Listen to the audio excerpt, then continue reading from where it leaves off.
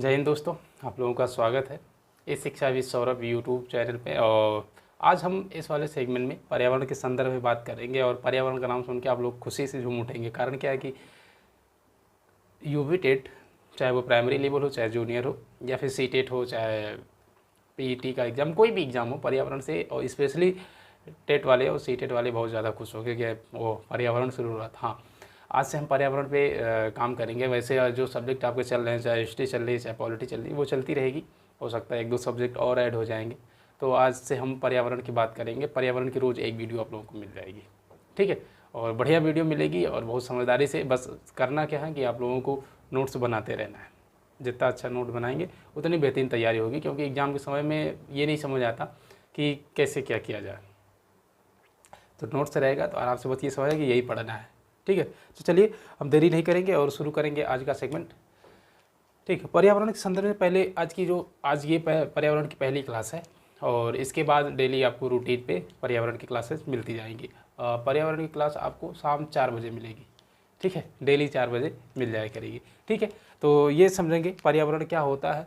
कुछ ऐसी चीज़ें हैं, जैसे ये समझिएगा, पर्यावरण बहुत नॉर्मल चीज़ है। और जो पहली क्लास है तो आज मैं एकदम बेसिक से चलना शुरू करूँगा।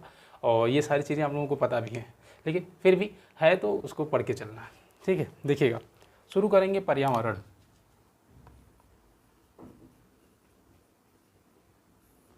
पर्यावरण, अब दिमाग में सर पर्यावरण तो ठीक है, हमें भी पता है कि अभी आप बताएंगे कि सर ये परि प्लस आवरण से मिल के बना हुआ है, ठीक है।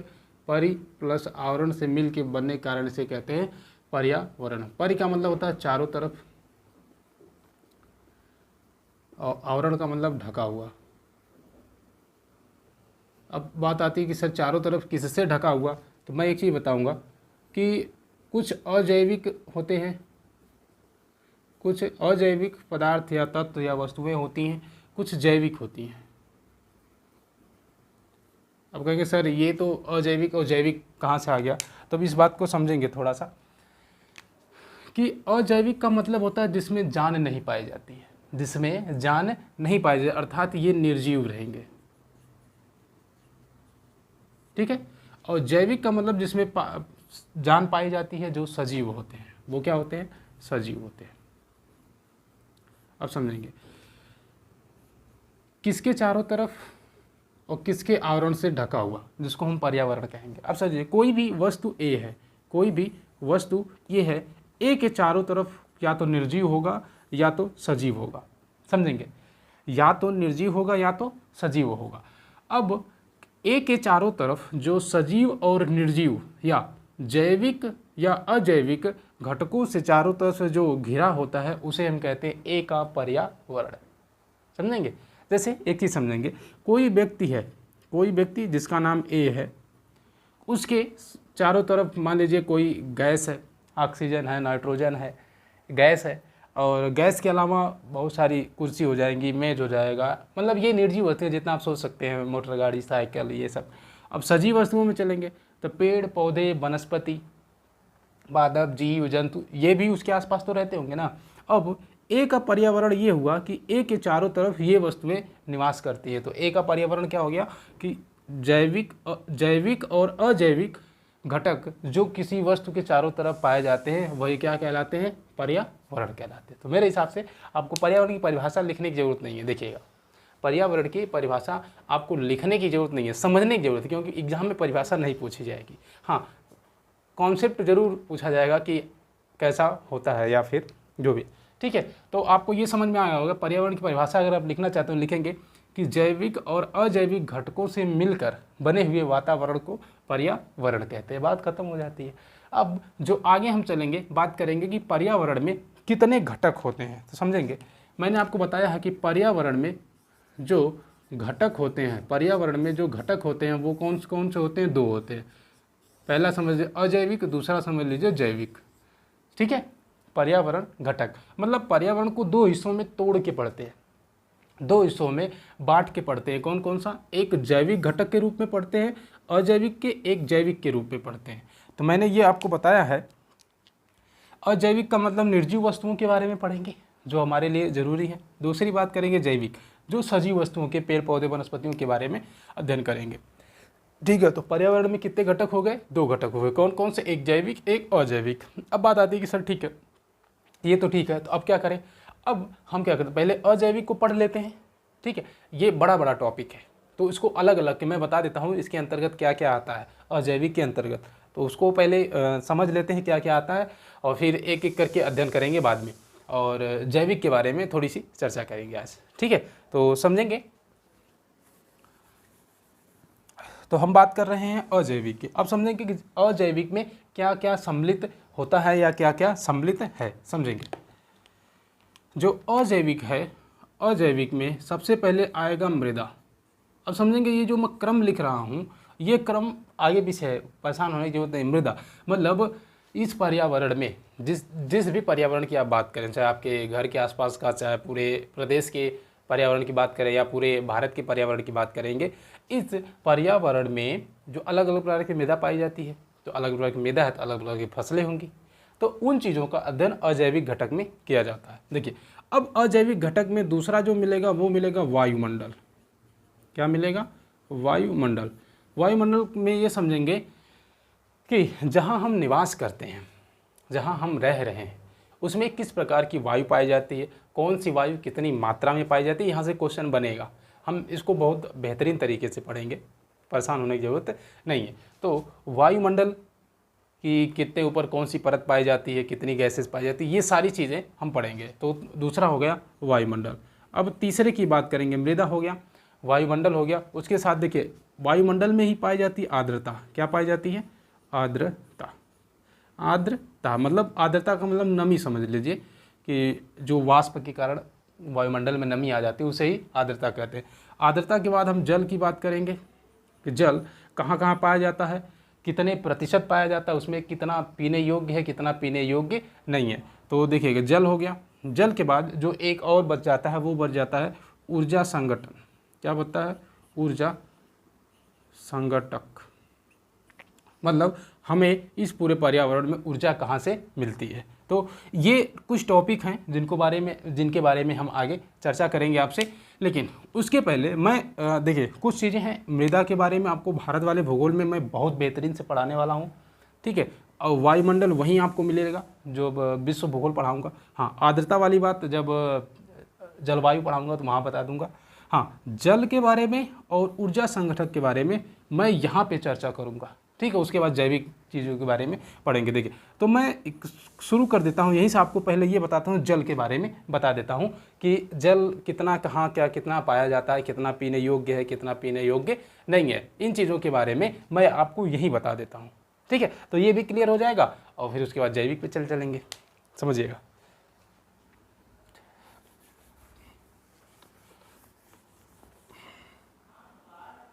देखिएगा, तो हम बात कर रहे थे जल के बारे में। आपको भी पता है कि जल पूरे पृथ्वी पर 71% पाया जाता है। 71% जल पूरे पृथ्वी पे पाया जाता है। सिर्फ 29% ही स्थल है जिस पे पूरा मानव रहता है, और इतना ज़्यादा ड्रामा मचा के रखा है सिर्फ। ऐसा सोच लीजिए, खुद सोचिएगा कि जब 71% पानी है, सिर्फ 29% पे ही मानव निवास करता है, तो इतनी उपद्रव मचा रखा है, इतना ड्रामा आए दिन कुछ ना कुछ करता रहता है, उल्टा साथ प्रकृति के साथ करता रहता है। तो अगर ये समझ लीजिए, अगर 71% ये होता और 29% पानी होता, तब क्या होता? तब तो फिर जीना बेहाल कर देते। आए दिन तो नई नई पृथ्वी खोजते रहते, सब बनाते रहते। हो सकता है तो अपना ही सब कुछ बना डालते। आए दिन कोई परमाणु बम लेके खड़ा रहता कि अच्छा तुम हमारे सीमा में, लो परमाणु बम तुम पे दाग दिए। वो कहा अच्छा तुम हम पे परमाणु गिराओगे, परमाणु बम लो तुम पे, लो। मतलब पूरी पृथ्वी का तहस नहस कर डालते एकदम से। और इसी 29% में सब बराबर नहीं है, उसमें भी पहाड़ है, पठार है, मरुस्थल जहाँ लोग नहीं रह पाते। लेकिन समझेंगे, अब 71 पूरे पृथ्वी पर 71% जल है। कितना है? 71, 71% जल पाया जाता है। लेकिन क्वेश्चन ये तो पूछा, अगर ये तो सबको पता होता, नॉर्मल चीज़ है। अब क्वेश्चन क्या पूछा जाएगा उस पर चर्चा करें। क्वेश्चन ये पूछा जाता है कि पूरे पृथ्वी पर कितने प्रतिशत जल पीने योग्य है। अब देखिएगा, अब 71% का जो 97%, 71% का 97% जो जल होता है वो सागर और महासागर में पाया जाता है। कहाँ पे? सागर और महासागर में पाया जाता है। तो आपको दिमाग, अब कहेंगे सर 3% बच रहा। हाँ, ये जो 3% जल होता है, अब इस 3% को हम क्या करते हैं, 2 हिस्सों में डिवाइड कर लेते हैं। पहला हिस्सा 3% का पहला हिस्सा है 2.4%। अब कहेंगे सर 2.4% किसके लिए होता है? तो ये समझेंगे जो हमारे यहाँ ग्लेशियर होते हैं। अब कहेंगे सर ग्लेशियर का था बर्फ़ का टुकड़ा, ग्लेशियर मतलब समझ लेंगे बर्फ़ का टुकड़ा। अब कहेंगे देखिए, पूरे पृथ्वी पर अगर आप साउथ पोल पे जाते हैं या नॉर्थ पोल पे जाते हैं, मतलब उत्तरी ध्रुव और दक्षिणी ध्रुव, कहाँ पे? उत्तरी ध्रुव और दक्षिणी ध्रुव, ये दोनों हिस्सा पूरे तरीके से बर्फ से ढका हुआ है। ठीक है, इसके अलावा जो बड़ी बड़ी चोटियां हैं, पर्वतों की श्रेणियों की बड़ी बड़ी चोटियां, जैसे हिमालय हो गया, माउंट एवरेस्ट होगा, ये सब पूरा बर्फ से ढका हुआ है। तो दक्षिणी ध्रुव और उत्तरी ध्रुव के अलावा जो हिमालय पे ग्लेशियर पाए जाते हैं, हिमालय जैसे पर्वतों पे और वो विश्व में है, तो उनमें जो बर्फ पाए जाते हैं, तो पूरे विश्व का वो लगभग 2.4% ग्लेशियर है। और सही बताएं तो जो ग्लेशियर होता है वही शुद्ध पानी होता है, वही पीने योग्य होता है। बाकी जितने जो बच रहा है ये 0.6%, 0.6% जो बच रहा है, यही हमारा पाया जाता है नदी में पाया जाता है, कोई झील होगी उसमें पाया जाएगा, कोई तालाब होगा तो उसमें पाया जाएगा। ठीक है, कोई तालाब होगा तो उसमें पाया जाता है। कितना? 0 लेकिन अब कहेंगे सर क्या क्वेश्चन क्या पूछेगा, तो क्वेश्चन बताता हूँ। देखिए, अगर वो सिर्फ ये पूछता है कि कितने प्रतिशत पीने योग्य है, कितने प्रतिशत पीने योग्य है, हम बताएंगे कि 3% पीने योग्य है, 3% पीने योग्य। अब कहेंगे सर 3% कैसे? क्योंकि देखिए ग्लेशियर का पानी पीने योग्य होता है, नदी, झील, तालाब। अब कहेंगे सर इसमें कोई पानी गंदा होता नहीं, पीने योग्य होता? हाँ, नहीं होता है। लेकिन अगर वो 3% वाला ऑप्शन देता है तो उस पर जाएंगे। अगर वो और डिवाइड करके देता है कि ये 2.4 और 0.6 वाले पे, तब आप किस पे जाएंगे? 2.4 वाले पे जाएंगे। अब जो ये 97% होता है सागर और महासागर में पाया जाता है, ये तो खारा होता है, और खारा पानी डायरेक्ट हम पी नहीं सकते, उसको प्यूरीफाई करके पीते हैं। तो जल के बारे में पूरे 71% में ये कॉन्सेप्ट आपको समझ में आ गया होगा कि हाँ 71%, 97%, ठीक है। तो मेरे हिसाब से जल वाला कॉन्सेप्ट आपका क्लियर हो गया होगा, हो गया है। तो ठीक है, अब हम बात करेंगे जैविक वाले में। ठीक है, जैविक घटक के बारे में पूरी चर्चा करेंगे। जैविक में क्या क्या आता है, क्या क्या चीज़ें नहीं आती हैं, किसके अंतर्गत क्या रखा जाता है। यहाँ से क्वेश्चन पहले बनता था, अब बहुत कम बनता है जैविक घटक से। तो शुरू करेंगे जैविक घटक। क्या शुरू करेंगे? जैविक घटक। क्या शुरू करेंगे? जैविक घटक, मतलब सजीव वस्तुओं के बारे में हम शुरू करेंगे। बायोटिक अगर लिखना चाहेंगे तो लिखेगा बायोटिक इन्वायरमेंट, जैविक घटक। अब समझिएगा, हमने बताया था जैविक घटक में आपको क्या क्या मिलेगा। जैविक घटक में हमने बताया था कि जितनी सजीव वस्तुएं हैं, सजीव का मतलब उसमें जीव जंतु हो सकता है, कोई जीव भी हो सकता है, जंतु भी हो सकता है, कोई पादप हो सकता है, पेड़ पौधा घास, ये सब जितने आते हैं सब जीव होते हैं, सजीव माना जाता है। जिसमें सजीव का मतलब ये समझिए जिसमें प्रजनन हो, प्रजनन होने के बाद उसमें वृद्धि हो, ठीक है, उसका विकास हो, तो वो सजीव मानी जाती है। क्योंकि निर्जीव वस्तु जैसा बना देंगे वैसी पड़ी रहेगी पूरे, चाहे वो जब तक रहेगी। सजीव में होता है कि पहले छोटा रहेगा फिर बड़ा, ऐसे होता जाता। तो सजीव की जैविक के बारे में बात करेंगे। देखिए, अब बात करेंगे जैविक के बारे में। तो जो जैविक घटक होता है इसमें 2-3 प्रकार की चीज़ें पाई जाती हैं। देखिए, जैविक में होते हैं स्वपोषी, स्वपोषी, ठीक है। स्वपोषी का मतलब वे जीव जंतु पादप जो अपना खाना खुद बनाते हैं। स्वपोषी मतलब स्वतः से पोषण करना, मतलब अपना पालन पोषण जो भी करना है वो खुद करना है, कोई और नहीं करेगा, तो उसे हम बोलते हैं स्वपोषी। स्वपोषी मतलब ऑटोट्रॉफिक। क्या बोलते हैं? ऑटोट्रॉफिक, ठीक है। स्वपोषी का मतलब हो गया कि वो जीव जंतु पादप जो अपना खाना खुद बनाते हों, अपने ऊपर निर्भर रहते हों, किसी के ऊपर निर्भर नहीं रहते हों, वो होते हैं स्वपोषी। अब समझेंगे, जैविक घटक में पहला मिला स्वपोषी। अब स्वपोषी में आएगा क्या? देखिए, इसमें जितने भी जीव होते हैं, अब कहेंगे सर जीव में तो सब होते नहीं, हाँ नहीं होते।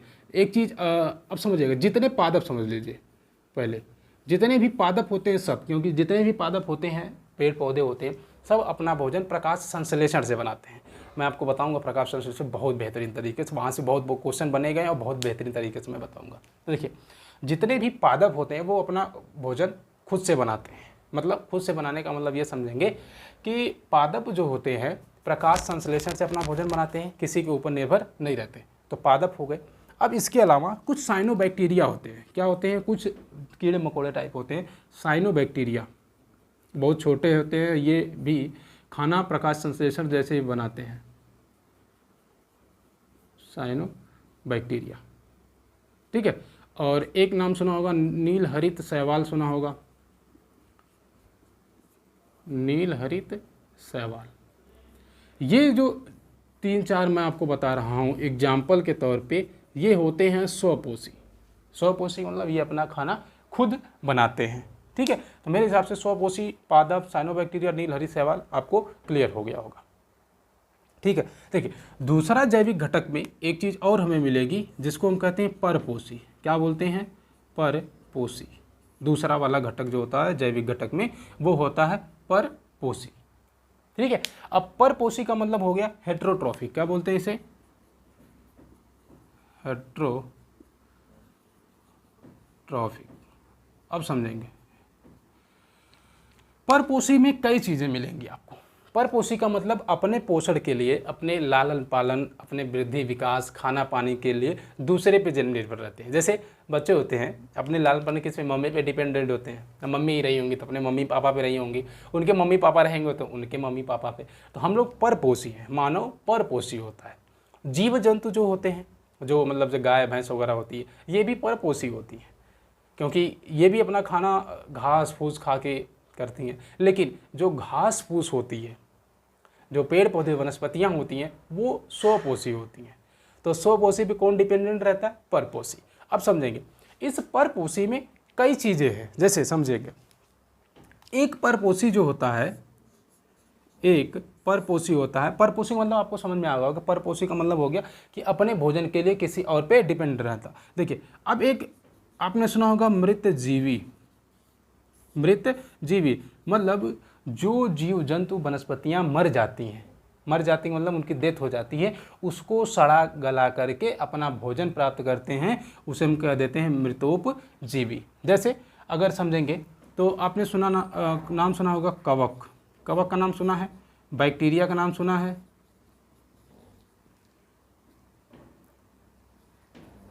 ठीक है। तो कवक और बैक्टीरिया जो होते हैं ये क्या करते हैं? ये तो मृतोपजीवी होते हैं। जब कोई जीव जंतु मर जाता है उसके शरीर पे ये पहुंच जाते हैं, उसको सड़ा गला के जब तक वो उसमें रहता है, जान वगैरह थोड़ी बहुत रहती है, मांस वगैरह तब तक खाते हैं, फिर उसके बाद अपना भी अस्तित्व खत्म कर देते हैं। तो परजीवी हो गया, मृतोपजीवी पहला हो गया। एक और होता है इसमें मृतोपजीवी। ये तो मृत जंतुओं को खा के अपना वो निर्वहन करते हैं कि वो मर गए, उनको सड़ा गला के खा लिया। लेकिन मृतोपजीवी के अलावा एक होता है जिसको बोलते हैं परजीवी। क्या बोलते हैं? परजीवी, जिसको हम लोग कहते हैं पैरासाइट। परजीवी का मतलब पैरासाइट। अब समझेंगे, पैरासाइट में बहुत सारी चीज़ें आती हैं, समझेंगे। जैसे कोई जीव जंतु है, जैसे एकदम नॉर्मल समझ लीजिए, खटमल का नाम सुने हैं, डैंड्रफ का नाम सुने होंगे, लड़कियां तो सब अच्छे से जानती होंगी डैंड्रफ का होता है, बेचारी परेशान रहती है एकदम, डैंड्रफ डैंड्रफ। जोंक का नाम सुना है? जोंक का। तो ये जो डैंड्रफ होते हैं, ढील होते हैं, खटमल होते हैं, जोंक होती है, ये सब परजीवी होते हैं। ये तो जीव हो गए ना, ये जो मैंने अभी आपको बताया छोटे बड़े जीव हो गए जिनको आप जानते हैं। कुछ ऐसे पेड़ होते हैं, जैसे अमरबेल का पेड़ आपने सुना होगा, वो क्या करता है दूसरे पेड़ों पे लपेट लपेट के। अभी अब कोरोना के मौसम में आपने देखा होगा एक पेड़ बहुत हाईलाइट हुआ था और लोग उसका काढ़ा पी रहे थे, जो नीम वगैरह पे चढ़ा होता है, जिसको कहते हैं गुरुच है। तो वो क्या होता है? ये परजीवी पौधे होते हैं, मतलब ये डिपेंडेंट किसी और पे होते हैं, मतलब जिस पेड़ पे ये चढ़ते हैं उससे ही खाना लेने लगते हैं, उनकी टहनी पे चिपक के उनसे ही खाना ले लेते हैं। जैसे एक ने बहुत पहले आपने एक बात सुनी होगी, पहले एक घड़ी आती थी जो नस से चलती थी, मतलब नस चल रही तो घड़ी चलेगी, जिस दिन आपकी नस बंद मतलब ख़त्म, उस दिन घड़ी रुक जाएगी। ठीक है। तो वो क्या होता था, वो जो पल्स होती है, जब पल्स चलती है तो वो झटका देती है, जिसकी वजह से वो चार्ज होकर चलती थी, जो घड़ी बनी थी। वैसे ही जब जो जीव जंतु होते हैं, जो पादप होते हैं, जब दूसरे के ऊपर रहते हैं, तो वो जब तक जिंदा है तब तक वो जिंदा रहेंगे, जैसे ही वो खत्म ये भी खत्म हो जाते हैं। तो समझेंगे, ये होते हैं परजीवी। एग्जाम्पल के तौर पर अगर लिखना चाहते हैं तो परजीवी का उदाहरण वगैरह लिख सकते हैं, जैसे खटमल हो गया, आपने जोंक का नाम सुना है, खटमल हो गया, जोंक हो गया, ऐसे करके आप लिख सकते हैं। परजीवी का मतलब, अगर परजीवी समझ रहे हैं तो आप कुछ भी एग्जाम्पल बहुत सारे हैं जिनको आप लिख सकते हैं। ठीक है, ये क्या होते हैं, परजीवी, दूसरे के ऊपर जिंदा रह के अपना खाना वाना प्राप्त करते हैं। अच्छा, एक चीज़ और होती है इसमें, एक तीसरा होता है समभोजी। समभोजी, अब कहेंगे सर समभोजी क्या होता है? देखिए, कुछ ऐसे जीव होते हैं, कुछ ऐसे जीव जंतु पादप होते हैं जो दोनों पे डिपेंडेंट हो, मृतोपजीवी से भी अपना खा पी के काम चला लें और परजीवी के रूप में भी काम चला लें, उसे हम बोलते हैं समभोजी। मतलब दोनों से अपना जीवन खा पी के चला लें, वो होते हैं समभोजी। जैसे अब समझिएगा, सबसे पहले मनुष्य की बात कर लेते हैं, ये समभोजी होता है। कुत्ता की बात कर लेते हैं, और भी चीज़ें आप लिख सकते हैं। क्योंकि देखिए, अगर कोई चीज़ मर गई है, जैसे मरने का मतलब ये समझ लीजिए, जैसे मीट वगैरह खाते हैं तो वो तो मरा ही खाते हैं, जिंदा तो खाते नहीं, तो मृतोपजीवी हो गए। परजीवी का मतलब ये हो गए कि अगर हमें खाना है तो हम गेहूँ चावल पैदा करते हैं फिर खाते हैं, तो वो परजीवी हो गए। तो हम क्या होते हैं, समभोजी, हम दोनों पे डिपेंडेंट रह सकते हैं, और भी जीव जंतु होते हैं जो दोनों पे डिपेंडेंट रह सकते हैं। तो मेरे हिसाब से आपको स्वपोषी भी समझ आया होगा, आपको परपोषी भी समझ आया होगा। ठीक है, अब जब दोनों समझ में आ गया है तो हम क्यों ना आगे मूव करें। ठीक है, और वीडियो कैसी लग रही है ज़रूर बताइएगा। ठीक है, और मैंने पूरी कोशिश करी है कि एकदम एग्ज़ाम को फोकस करके कि ऐसा आपको बताऊं, ऐसा चीज़ें आपको दूं कि एक भी क्वेश्चन बाहर ना जाए। थोड़ा टाइम लगेगा लेकिन ठीक है। तो मैं ये सोच रहा हूं कि वीडियो बहुत लंबी हो जाएगी, तो इसे रोकते हैं और आगे बात करेंगे। एक बचा था ऊर्जा संगठक। ठीक है, तब तक मिलेंगे आगे आप लोगों को लिए। जय हिंद।